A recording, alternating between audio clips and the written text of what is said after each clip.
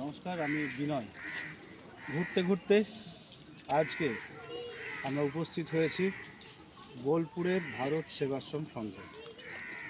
বোলপুর থেকে প্রায় 4 থেকে 5 কিলোমিটার দূরে এই বোলপুরের ভারত সেবাশ্রম সংঘ অবস্থিত এবং এখানে খুব সুন্দর ব্যবস্থাও রয়েছে। দুপুরে লাঞ্চ করলাম। এখানে লাঞ্চ করতে গেলে 70 টাকা লাগে।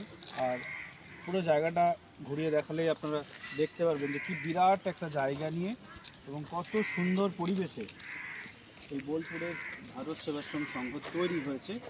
আমার যিনি ক্যামেরাম্যান আছেন তাকে বলবো আরেকটা ওই ডান দিকটাকে একটু ঘুরিয়ে তারপর আবার ক্যামেরাটাকে এই সাইডের নিচে, তাহলে বুঝতে পারবেন যে কতটা বড় এরিয়া জুড়ে এবং কি সুন্দর।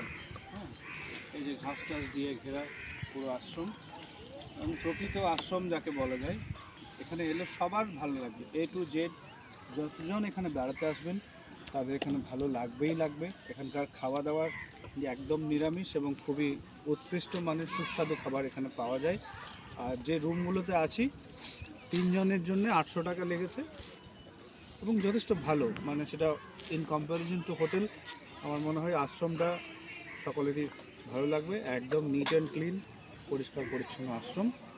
আমি আপনাদেরকে আজকে দেখিয়ে দিলাম বোলপুরের ভারত সেবাশ্রম সংঘ।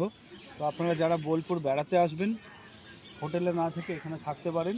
এই যে এই ধর্মশালাতেই আমরা আছি এবং কি বিরাট বড় ধর্মশালা। আমি এতগুলো ভারত সেবাশ্রম সঙ্গে ঘুরেছি, আমার সবচাইতে বেশি বড় ক্যাম্পাস যেটা মনে হচ্ছে সেটা হচ্ছে বোলপুরের ভারত সেবাশ্রম সংঘ। আর অবশ্যই আর এই কথাটা একবার বলছি যে এত সুন্দর পরিবেশ আমি অন্য কোনো আশ্রমে কিন্তু এখন অবধি পাইনি। আমরা অ্যাকচুয়ালি জেনেও ছিলাম যে এখানে এত সুন্দর একটা পরিবেশ আছে, চাইলেই হোটেলে থাকতে পারতাম, কিন্তু যেহেতু অলরেডি একটা রিভিউ পেয়েছিলাম তাই মনে হয়েছে যে একদিন আমরা এখানে স্টে করব এবং এখানে আমরা থাকবো, এখানে খাবো দাবো এবং আশ্রমে তো থাকতে ভালোই লাগে। ভারতবর্ষের বিভিন্ন জায়গায় আশ্রমে তো আমরা থেকেছি। সো আজকে ঠিক করেছিলাম যে এখানেই আসবো, এখানেই এলাম এবং আমরা আজকে এখানে থাকছি। এখানে মন্দিরটাও খুব সুন্দর। অসংখ্য ধন্যবাদ।